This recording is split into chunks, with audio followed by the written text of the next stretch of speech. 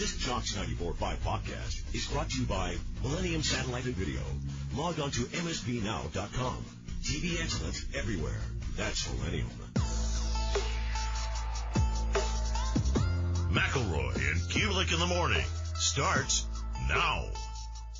Hour number 2 here on McElroy and Cubelic in the morning. Damian Mitchell, John Sabear tagging in for Greg and Cole this morning as they get ready for the college football seminar. As we know, they will be on the call for some pretty big games here in the college football season. We appreciate their efforts. And we got a chance in hour number 1. And John, I do want to go back to some of this Ryan Grubb audio. We got a chance to hear from offensive coordinator at Alabama, Ryan Grubb, and he brought up a name in that running back room and somebody that he speaks very highly of. And I kind of want to have a little bit of discussion of where this guy ranks. And John, could you play Ryan Grubb, cut number 3, when he's discussing the running back room? Jam Miller, he's the man. Love that guy. So Jam's been doing everything. I think, the thing about a guy like Jam, you love older guys that don't feel like their skill set's complete. And what I mean by that is I think Jam really wholeheartedly takes on, like, there's things that I can get better at. And he works at them extremely hard. He's very diligent about his process.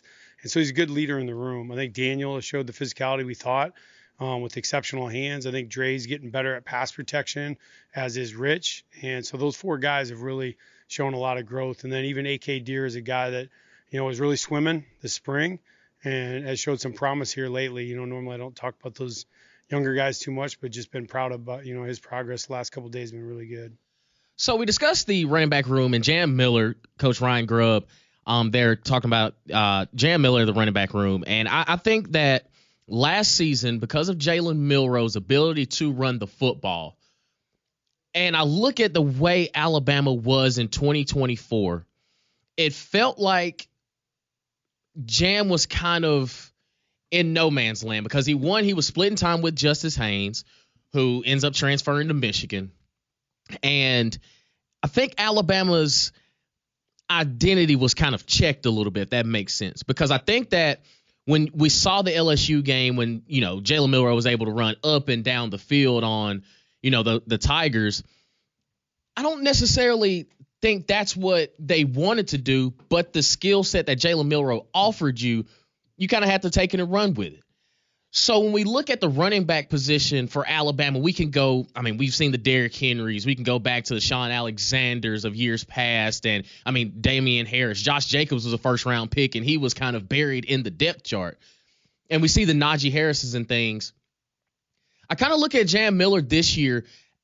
Could he be on the cusp of a breakout if Alabama truly gets back to the ground and pound? If the offensive line for Alabama plays to at least what some of the people predict that they could look like, could we be looking at a diamond in the rough in Jam Miller this season? Because now he's looked at as the number 1 guy.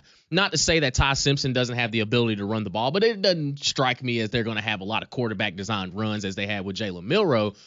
So if a lot of the focus is going to the receiver room because you got to find a way to stop Ryan Williams, got to find a way to stop Jeremy Bernard with his volume of catches, and also Isaiah Horton coming in the transfer portal to that Alabama offense, could we be looking at Jam Miller as being one of those breakout stars, not just in Alabama, but in the SEC as a whole? You absolutely could, and you have to look no further than what the current NFL champions just did. Mm-hmm. For the last 15-ish, if not longer years, it felt like the running back has been devalued. Saquon Barkley was drafted 4th, I want to say top 5, by the Giants, and was obviously a very, very good back for them, but they, somewhat understandably, decided to pay their quarterback instead of the running back. It is the most important position, so they let him walk because they felt like, we could just get another one, and he walked right over to the Eagles, and he was the one dynamic that they were missing. The league had, not only in the NFL but college really as well, has kind of become more of a passing league. I get it. It's a way to get more yards more quickly, so that's kind of the way it's trended. So running back has kind of become the afterthought for the most part. So now, as you saw with the NFL, don't be surprised if you see it a good amount this year, that the emphasis starts going back towards the running back. You saw Aston Janty get drafted Right. fairly high. So it's like, okay, now because everyone went so hard towards the wide receivers, you're almost forgetting about the importance of running the ball. And so, especially with Alabama being in transition away from Nick Saban and being known for that run the ball, ground and pound, whatever first, but even still, Saban kind of got away from that in the back half or the back several years of his offense because they were able to throw the ball so well. So now it's like, it's almost old school again to be running the ball. And if Alabama were to have that, even though they've got a definite top 5 wide receiver, probably number 2. I don't think number 1. No disrespect. Well, I guess technically it's disrespect. I'm not calling him number 1, but I don't think he's number 1, but he's no worse than number 3, and he's probably number 2. But you're going to be feeding him the ball, and that receiving core is phenomenal. So Jam Miller might almost be an afterthought, and which sets up, like you said, a perfect way for him to let's just get back to pounding the rock, which would open up everything else. Yep, and Jam Miller standing 5'10", 221 pounds. Listen, I'm pretty sure he could carry that thing 20 to 30 times. And when I looked at, I kind of looked at his stats last year, 145 carries, 668 yards, 7 touchdowns. The man was averaging 4.6 yards per carry. So we know that, okay, well, if we needed to lean on him, could Jam Miller be one of those guys? Could he make that 1,000-yard mark that we saw a bunch of running backs last season kind of do just throughout the year? Because I started to think, all right, who's a guy that could potentially be that next just breakout star where it's like, man, we did not expect him to go out there and run for 200-some yards. Like, think of how Brian Robinson Jr. was a couple years ago, where maybe not pound for pound the best running back that they had seen at Alabama for a period of time, but he still had over 1,100 yards rushing with Bryce Young as his quarterback as the Heisman Trophy winner. So I kind of look at this team this year, and maybe you still have question marks going into the season of, is it going to be Ty Simpson? Is it going to be Austin Mack? If there is a situation where Keelan Russell is the number 1 guy, and Greg hit on this point a couple weeks ago, the best thing for a quarterback to take the pressure off him is a excellent run game. And I think that Jam Miller kind of falls into this mode of, okay, I've seen the lineage of running backs that have come through Alabama and what they were able to do. And when they had their best moments is when you're trying to put teams away, kind of that 4-minute drill where you just want to chew the clock, pound the rock. And Jam Miller's that type of running back. He's built for it. It's like, hey, if I have to carry this thing 8 to 9 straight times, I'll take it. And I think for teams that Alabama's going to face, and you look at some of the defensive things, like you look at a South Carolina where it seemed like last season you couldn't necessarily put them away until, an interception by Lenore Sellers kind of sealed the deal. But there were moments in that game where you could have, we need to bleed the clock, but we got to find a way. And a lot of it could have been, inconsistencies up front on the offensive line. The running backs not being able to just, put their foot in the ground, get those dirty yards, and kind of sacrificing going side to side. And Jam Miller, to me, doesn't seem like that guy. And he's also very important in the receiving room as well, because you saw in Georgia, he had that wheel route for the touchdown. So his versatility, it's kind of been, I would say, underutilized. But a lot of it could be, again, up front, you weren't as dominant as you wanted to be, and you leaned a lot more to your quarterback running the ball than you did the running backs.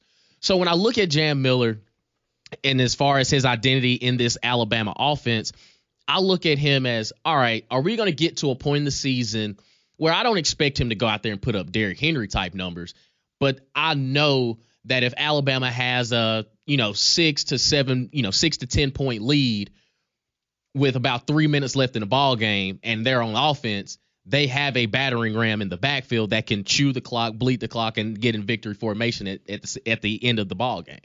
One thing you've seen from Kalen DeBoer offenses, especially at Fresno and at Washington, they ran the ball okay in his first year, but there was a massive jump the next year. In his first year at Fresno, granted it was 2020, so a little bit odd, but they were 114th in terms of overall rushing. That whole team only had 738. Now, granted, they only had 6 games, so a little bit off. But the very next year, they more than doubled that. They had 1783. First year at Washington, their leading rusher only had 800 some odd yards. His second year, they jumped up. I want to say he was 20th or 21st on all of the nation of running. It was Dylan Johnson. So it takes a little bit. Okay, fine. It takes a while to just kind of figure out, okay, what do we want to do? So you see a massive jump in terms of rushing production from first to second year. Now, granted, not having Ryan Grubb last year, but also I do think that with Jalen Milroe, they weren't as reliant on the running back rush as they need to be because they felt Jalen could kind of take over that. So now, assuming Ty Simpson, while he can run, obviously he's no Jalen Milroe, but the emphasis is going to fall even more into Jam Miller. So, yeah, I do think you're right in that it feels kind of odd to say that the Alabama running back could have a breakout year, but everything is shaping up for it to be that. And if the defense is as good as we expect them to be in year 2 under Kane Womack, you're going to get in some of those fist fights where it's, hey, man, we just need to maintain time of possession. We're not in any rush. Do we have enough stable of backs? It may be Richard Young come in and spell Jam every now and then. But I do think that Jam Miller, just off pure body size and the way that he runs the football, he's going to be able to, in week 9, week 10, late in the fourth quarter, it's like, Coach, you don't even have to worry about calling an RPO. Like, just give me the straight run. And I think that with the offensive line that they have, they can get back to some of that battering ram mentality where it's a different flavor of joyless murder ball. And that's what a lot of Alabama fans want back. But I think the way that the college football game has changed, where you may not be able to hold teams to under 13, 14 points. You may give up 21, but it gets to a point where, okay, that 21, and you flip it over to the offensive side and they're scoring 35 and 42. It's like, okay, well, we're at least doubling or if not tripling up on the scoreboard because we have that offensive explosion where if you are going against Alabama, it gets to a point of, okay, well, we've done everything we're supposed to do in the secondary. Like, hey, Ty Simpson's only thrown for $175. But then you look at the running room and it's like, oh, Jam Miller has 22 carries for, 140. And we still have about 5 minutes left to go in the ball game. And it's like, wow, here we go. Like now it's starting to feel like, man, we can't catch a break on the defensive side. What offenses have gotten away from and what they're slowly kind of getting back to is running the ball because they want to, not necessarily because they have to. And then when they realize when they have to, that's when they can load up the box. And it feels like almost especially with quarterbacks not really being on the sender, when, like you said, you've got the lead and it's 4 minutes left and you're inside your 25 is like, we just got to run out the clock. It's like, oh, we haven't really kind of practiced for that. There was nothing more. I know Bama fans weren't happy with this. You saw this a lot as a Saints fan in the latter part of Drew Brees' career, even though they had a good running attack. It was under 5 minutes left. Like you just need to get a first down, whatever, maybe even 2. Just move the chains, whatever, keep on going. And they're throwing all 3 downs. It's like, what are we doing? Why not running the ball? But it's like you've predicated your offense on this kind of high tempo, kind of everything. You want to do that, and you see it a lot really from kind of Josh Heupel and his offense too. It's like, all right, well, we need to kind of slow it down. It's like, well, that's not how we operate. It's all gas, no brakes. I'm like, well, yeah, well, sometimes you got to take a corner and slow down. It's like, well, that's not what we do. It's like, okay, well, you're down, or excuse me, you're up 4, and all you need to do is hold on the ball and not get rid of it. How about you just slow down a little bit? Nope, we're not going to do that. All right, well, you're going to lose. Yep, and that's where I think, especially here in the SEC, something that we've been so used to, but that's why, even going back thinking about it, Texas was able to do that. And coming into the season last year, remember, they had a dozen injuries in the running back room going into the season. Like during fall camp, running backs were going out left and right. And yet they still had Wisner go over 1,000 because when they needed to put games away, one, he was already a home run threat at any point. But then they started to say, you know what? Hey, Quinn. Hey, Arch. We don't necessarily need y'all right now. We can go back and pound this rock and solidify a win in these situations. And I think Georgia kind of went away from that because they were dependent so much on Carson Beck. So now does Georgia get back to the Todd Gurleys and the Nick Chubbs, the Herschel Walkers, Garrison Hurst days of, we are about to line up in 12 personnel, go foot to foot, and you are going to have to prove to us you can stop us from running the football. And believe it or not, and it's actually going to sound like venom coming out of my mouth. when I say this, but another team that can do this. Hold on. Before you say it, for those on YouTube watching, you saw it. But for everyone listening out there, he took his glasses off. Yeah. He was about to get serious. So A team? His hand slowly kind of pounding the table. It's like, oh, he's about to drop something. A team that can do this, and they kind of got hurt towards the end. But if they can get back to it, the Texas A&M Aggies. What? I think Are you out here giving love to the Aggies? I am trying my best to be as professional as possible. So, yes, I'm looking at the game completely objectively. The thing is, if Marcel Reed is not as polished or maybe not as ready to be the guy, Texas A&M right now has a stable of running backs that can truly take the pressure off of him.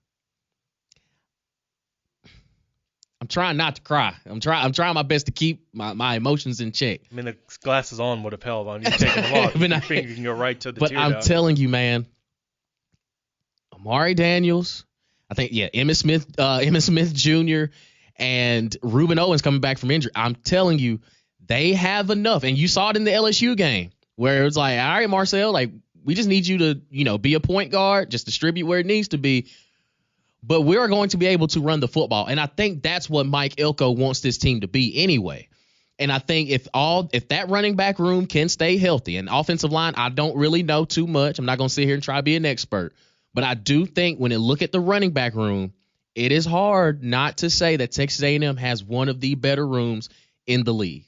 And they may have a couple of backs that could be some breakout guys. Think about if LSU could actually choose to run the football, how good they could have been. They could have been, because we've seen in years past LSU, outside of that Joe Burrow year, I mean, even Clyde Edwards-Helaire went for 1,000, but most of the time they were doing that power zone read toss power run. Like it was right down your throat. No matter you either you going to stop them or you weren't. There was no in between. And I think Texas A&M can get like that.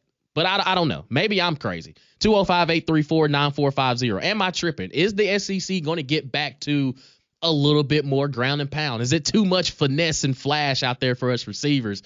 Is the SEC identity going to get back to the run game? We'll keep the conversation going on the other side. Keep it locked right here on McElroy and Cubelic in the morning. Go inside Jocks 94.5 on Jocks TV. Morning Jocks, Mac and Cube, and Three-Man Front video simulcasts are presented by Bill Smith Buick GMC and Game Day Men's Health. Watch on the Jocks mobile app and YouTube by searching Jocks 94.5 TV. 8:21 here on McElroy and Cubelic in the morning. Damian Mitchell, John Saber hopping in for the guys for the next 2 hours. And we want to hear from you as well. 205-834-9450. 3 days grace. Correct. I mean, it shouldn't be that hard. They're kind of easy to figure out. Yeah, I will say it's one of the rock songs that I do. I've heard for a long time. I knew it. Don't ask me anything else about it, but I knew that one. I also figured out something. Maybe we'll play the game whatever later, but you always struggle trying to figure out Creed and Pearl Jam, the difference between the two. Here's an easy way to figure it out. If it feels religious, it's Creed. If it's not, okay, it's Pearl Jam. Okay. If it feels sad, it's most likely Pearl Jam. Okay. Creed kind of started off as a little religious band, then they're like, oh, if we play harder rock, we'll make more money, and then they did that. But I mean, gotcha. Songs like My Sacrifice, The Only Way Is One, makes sense. My Own Prison. You're right. Yeah. Okay. Yeah. So if you listen to lyrics, it's like, all right, I started to feel a little God or Jesus. Okay. Yeah, that's Creed. That's Creed. Yeah. We got you. That'll be fun. 205-834-9450. Kind of discussing the landscape of the SEC. Are we getting back to the ground and pound attack from years past for a lot of teams in the SEC? Think about Missouri with Cody Schrader just a couple years ago, where Eli Drinkwitz just caught lightning in the bottle and said, you know what? Brady Cook may not be the best quarterback in the SEC, which is understandable, but y'all are going to prove to us y'all can stop outside zone. You got to prove to us that you can stop the stretch. And Cody Schrader, a Division III transfer that, I mean, just worked his way up and ended up leading the SEC in rushing.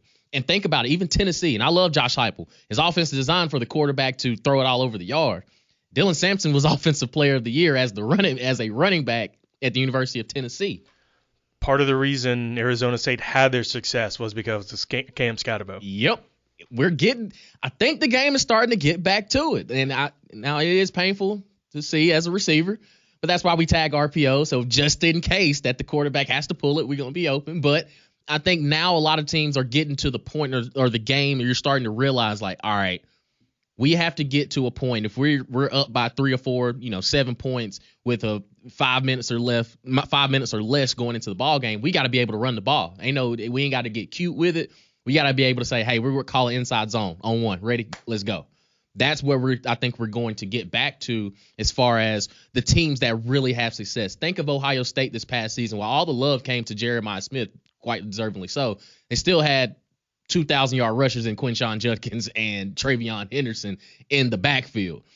So no matter how much glitz and glamour that the game is starting to look like now, it still gets back to the nitty-gritty of you got to be able to run the football to have success. There's nothing more demoralizing than 3rd and 4, 3rd and 5, and they run the ball. I choose to run the ball, not a QB scramble, whatever, but a running back that on 3rd and medium, if not 3rd and long, and they pick it up and extend the drive. Yep. And do it multiple times in that drive. I mean, yes, the left tackle, perhaps a catching tight end, or a great receiver is a quarterback's best friend. Well, a bruising running back that can pick up those yards and extend drives is a coach's best friend. Yep. As a play caller, you kind of look down. It's like, oh yeah, we got them right where we're on. What did Denzel say in Remember the Titans? Like Novocaine, baby. Just like Novocaine, don't give it time. Just give it time.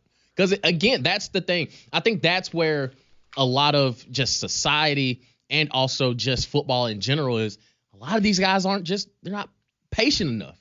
People aren't patient. We got to be able to get to a point where it's like, hey, let's run the football, please. Like, can we do this? And I think of some of the games that you've watched, or think of some of the upsets that we saw in 2024 last year. I hate to bring it up, Alabama and Vanderbilt. Alabama only rushed for 84 yards that game. Vandy, 166. And think about those third downs where it's 3rd and 2, 3rd and 3. Vanderbilt weren't trying to disguise anything. It was already about to line up in a little tight package. Cedric Alexander's probably going to get it, give us 3 yards in the first down. Diego Papu's probably going to pull it on an option, give us 3 to 4 yards or maybe 15 at a time. And when they needed to close that game out, they were able to run the football. And I think that's where a lot of these teams, the identity that we get so caught up in, man, look at the explosive plays from the receiver. And I love it. I love the fact that they are throwing the ball a lot. Perfectly fine with it. Receivers need love too. But when you need to close the game out, there ain't too many receivers that can go out and just say, hey, coach, give me the go ball. I got you, because of the risk of incompletion and stopping the clock. But you probably got a 5'11", 222-pound running back there. And it's like, hey, it's 3rd and 1. No need. How about we line up in the I formation? Let's get real old school. And I think about, teams like Georgia where they weren't able to run the football. And that's why you find yourself in fist fights with Kentucky. And then you follow that up with a team like Texas where it's like, oh, okay, well, finally, we finally found a way to run the football. And when you did, you closed the game out in overtime. And Trevor Etienne ends up running it for the touchdown and win the ball game. So I think that the closer we're getting, again, a lot of teams want to spread you out, but the name of the game is still running between the tackles and running the football. Think of Florida. And everybody loves DJ Lagway, but they were able to line up and say, DJ, we appreciate your time throwing the football, but now we're about to hand this thing to Jaden Ball for the rest of the game. It's the premise, even though I feel like no one really remembers that. It's the premise that Gus Malzahn's offense is kind of based on. I mean, yes, a lot of it is RPO as well, but the fact that you're spreading everyone else out, but running the ball like that's where the mismatches are created. That's where exploitation comes from. And I think even though those principles are still kind of there, it shifted towards the pass, but now it seems as if it's prime for a resurgence in terms of the running back. Yep. And you look at what Kentucky has kind of built their offensive prowess on was running the football first. And granted, now you had a couple years with a former Titans quarterback, and you needed to run the football. You needed to get the ball out of his hands, and they were able to do that. And they messed around there and won 10 games in the season, which was absolutely unheard of. But no, I think that when you look at the landscape and think of, just certain games and certain teams, even from last season, Oklahoma, it wasn't like Jackson Arnold just carved up Alabama in the pass game. Nah, they were running the football, and Alabama could not stop it. That's all it was. And think of Auburn. The one time you gave Jarquez Hunter the ball 20 times a game, you ran up and down the field on Kentucky to the tune of over 200 yards. The name of the game is still running the football. It really is. So we'll keep the conversation going on the other side. And also want to ask a question. If you had a pick, again, you don't have to stand by it, but if you had a pick of who will be the SEC Offensive Player of the Year and the SEC Defensive Player of the Year, who would it be? I'll give you my thoughts. We want to hear from you as well. 205-834-9450. Keep it locked right here on Mac and Cube in the morning. The capital of the sports talk nation. This is Jocks 94.5 and JocksFM.com. Birmingham. 8:32 here on McElroy and Cubelic in the morning. Damian Mitchell, John Saber in for the guys. Had a little bit of a discussion. The Alabama running back room there to start things off in hour number 2. Then kind of just transition into is the run game back in the SEC? Is the run game back? And we want to hear from you because I did tease a question going into break. If you had a pick, again, I'm not going to hold you to it, but just what your gut's telling you. If you had a pick of who at season's end will be the SEC Offensive Player of the Year and who will be the SEC Defensive Player of the Year, who would that be? And we want to hear from you as well, 205-834-9450. But you can also do this when you text in at 205-834-9450. You can help celebrate the kickoff to college football with us at the Bill Smith Buick GMC Jocks Kickoff Party at Regents Field on Thursday, August 21st. And the only way to go is by winning tickets. To win a pair of tickets for you and a guest, text the keyword TIDE, TIDE, and your full name to 205-834-9450. Again, the keyword is TIDE and your full name to 205-834-9450. Winners are drawn and notified daily. For more information, visit JocksFM.com. So, with a little bit of a brief history, I'm going to start with the defensive side because I think the SEC, it's known for its defensive players, a lot of defensive guys. But I think because of how the game is played now, I'm going to go ahead and eliminate one position group because you have to absolutely be an animal to do this. And it hasn't been done since right now, 2020. That's the cornerback. I think the way the game is now, unless it's a bona fide do not throw it to my side guy, you are not. I find it difficult that a corner is going to win SEC Defensive Player of the Year. The last corner to do it also won NFL Defensive Player of the Year last year. That would be Patrick Surtain. And I don't see a Patrick Surtain in the SEC right now. Not really, no. And I do not see one.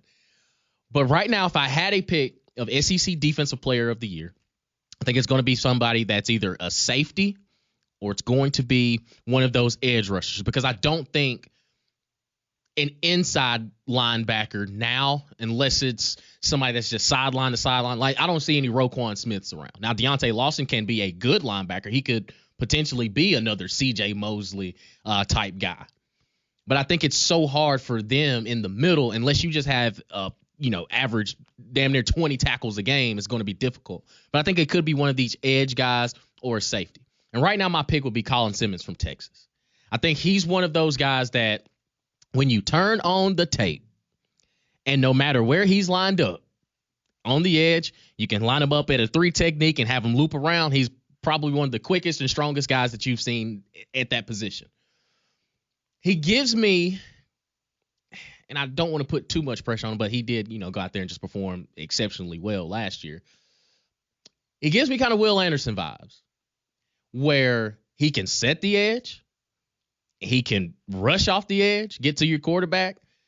And also, if you need him to drop back a little bit here and there, athletic enough to match up. Not going to say he's going to line up directly over a tight end and man up with him. But if he has to get out there on the flats, your quarterback better be accurate to get it out there because he's athletic enough to go and steal a couple picks. But I think that for Texas defensively, a lot of it sets what on Colin Simmons does defensively as setting the edge, because I do think his presence is felt. It's felt. It's evident. It's hard not to watch a game and not see number 11 go out there and say, yeah, he's one of those dudes. He's built a little bit different. And I think that because now with all this, a lot of offenses will try to neutralize him in a sense because, if he's the read key, he can't make both plays. Now, a lot of people have said, okay, well, if you can stop the read man and the pull, you're going to be playing on Sundays. Aaron Donald's the only person I've ever seen tackle the running back and the quarterback at the same time on an option play. And you see why he's one of the best to ever do it. But I think that with the way the game is now, you want to put those guys in islands. And I think, another name to watch out for, of course, Dylan Stewart from South Carolina. I think he's another guy that could, but now you don't have Kyle Kennard on the other side to kind of put you on an island with, maybe not the best of tackles on the other side. But right now, if I had a pick, it would be Colin Simmons, I think, the edge from Texas. Well, I think in terms of just playing ability, it might be Dylan Stewart.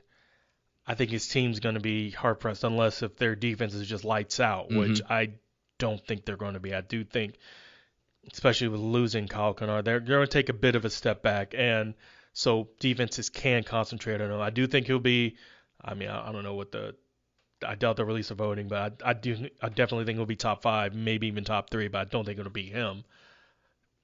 I thought about Colin Simmons, but it's funny you mentioned how you think it's really going to be edge. I think it's Anthony Hill Jr.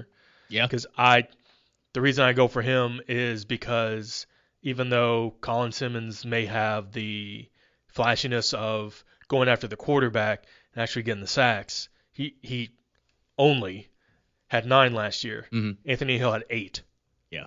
And Anthony Hill, I think he was top 20, 25, whatever in total tackles. He obviously he led the team in it, and he's a guy that is all over the field and doing that. Mm-hmm. So I think if there is someone that can not only be all over the field, cover a receiver if need be, but also get after the quarterback, and if he's able to get some kind of Jadeveon Clowney-like sack or some big important play to wherever, that's the one that kind of seals the game. We all have kind of known Aaron Donald, but we remember him getting the sack and pointing to his ring finger and, hey, I'm about to get it. That's what we remember, even though he had been getting after the quarterback for quite some time. If Anthony Hill's able to get that key sack or that big moment or whatever, I think that's going to propel him enough to be that, because he's going to be not only on the field enough to be able to make a lot of plays, but you're going to hear the commentator saying his name a lot because he's going. That's why I think it's him, because he's going to be top of mind. And while Colin will be going after the quarterback a good bit more. Right.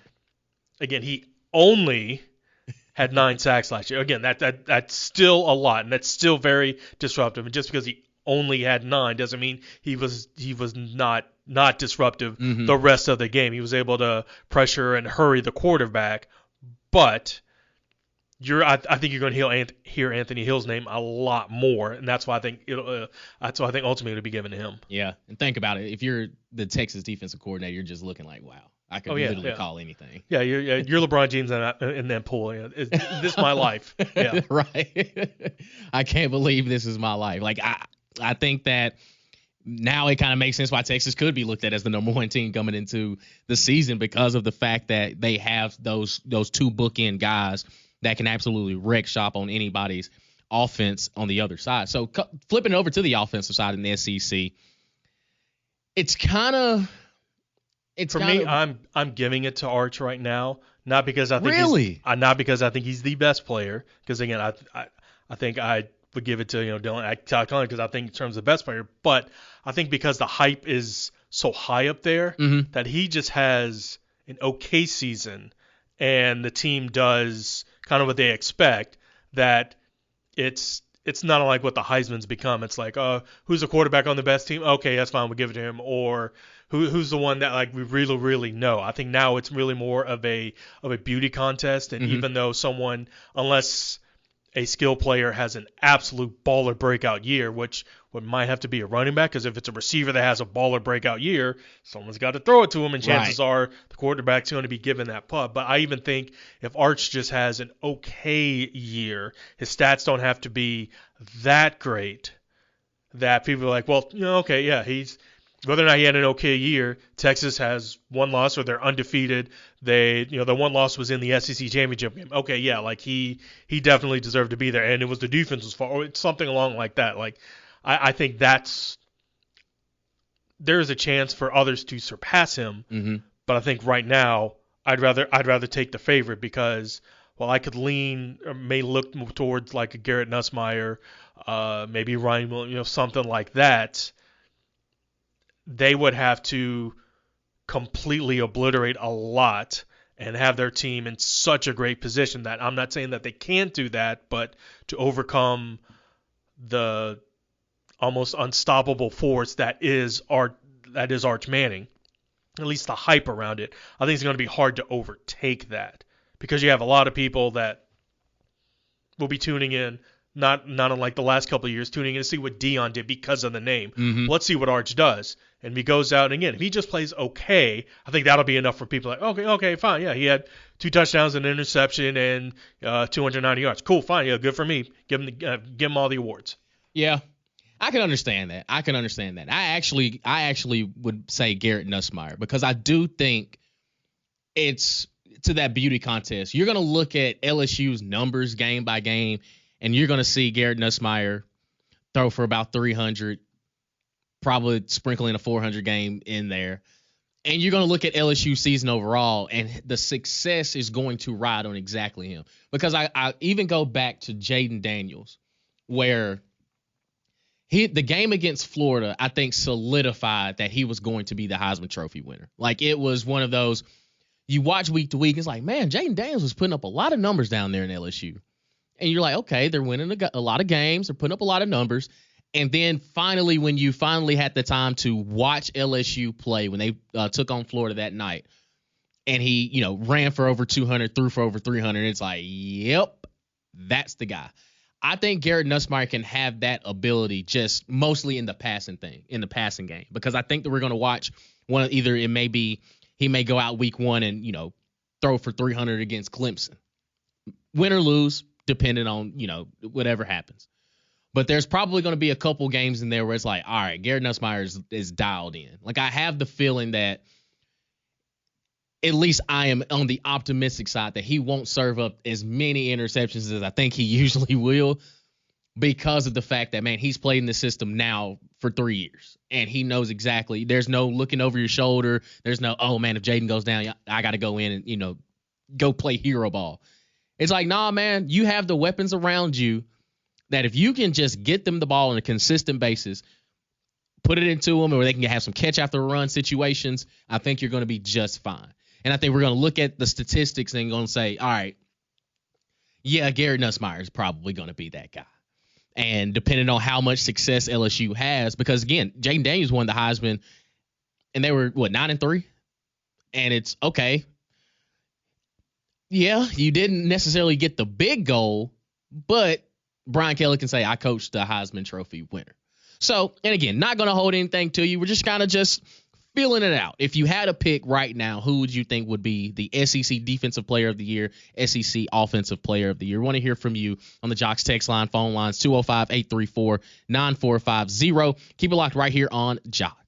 Go inside Jocks 94.5 on Jocks TV. Morning Jocks, Mac and Cube, and 3-Man Front video simulcasts are presented by Bill Smith Buick GMC and Game Day Men's Health. Watch on the Jocks mobile app and YouTube by searching Jocks 94.5 TV.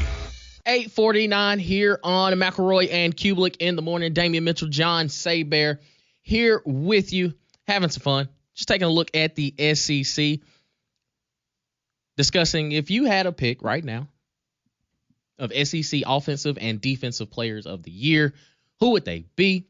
And, of course, we want to hear from you. You can also tweet in at the show at Mac and Cube. You can text in, call in, 205-834-9450. Jamie texts in. He says, Ty Simpson, offensive player, and Jordan Renaissance, defensive player of the year. You heard both sides coming from Bama. Okay. I would hold a little bit on Ty Simpson as the offensive player of the year. Let's make sure that he's solidified that he's the starting quarterback. And I think it's fair. You know, I expect that if he is the quarterback, he's going to have a lot of weapons around him to boost up those numbers. Kind of gives me a lot of, and no disrespect to him, but kind of gives me Mac Jones vibes of, yeah, you kind of look at the pieces around you, and I can see why you threw for 8,000 yards. Mac won a natty, though, didn't he? Yeah, he did indeed. Okay. All right, unscathed.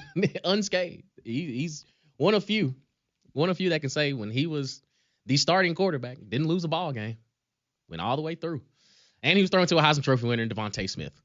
And they say receivers don't matter. We know one that does. Houston takes in. He says, dark horse, the guy that we brought up earlier, Jam Miller.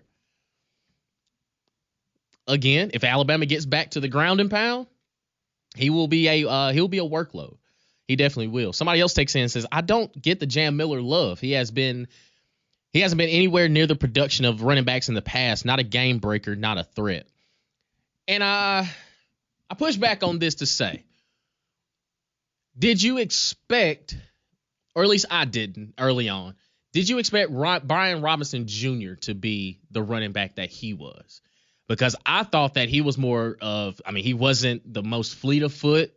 I thought he ran straight up, but he was physical. I will give him that. But I never thought that he was going to end up being a guy. And he still has a job in the NFL. I never looked at him in the same light that I did Josh Jacobs or Najee Harris, even a TJ Yeldon in a situation. Or I definitely didn't think he was Derrick Henry or Mark Ingram. But I thought he would be a serviceable running back. I never once thought that he would have been the guy that he was. And I can understand that Jam, yeah, he's been there for 3 going on 4 years now and hasn't really statistically held up with the rest of them. But again, when you had the Jalen Milroe in the backfield with you, that would kind of take, I guess you'd say, steal some yards from you. I can understand that. Jalen Milroe was the leading rusher for Alabama last year, and he didn't even have 1,000. But I think for what you expect the Alabama offense to look like this year, I can see it. I can see it. Our buddy John Mack, long time no talk. He texted in. He says the best running back room in the SEC is in Aggieland. Moss, the best returning running back. Reuben Owens, Emmitt Smith Jr., and Amari Daniels.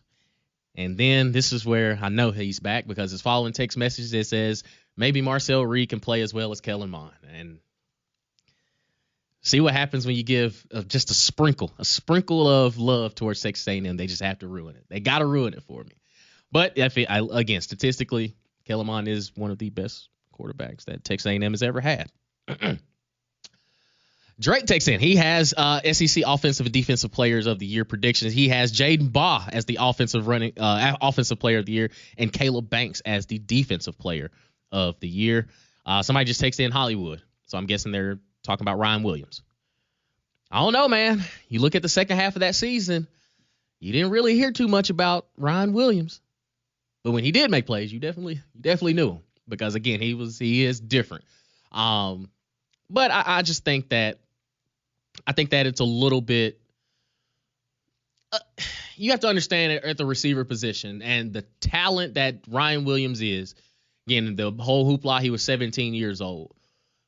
And I think we all as men can understand that as you get older, you tend to become wiser. And there's a lot of things at the receiver position that I saw from Ryan Williams, just kind of the game in between the game, that you can't necessarily cover up with talent.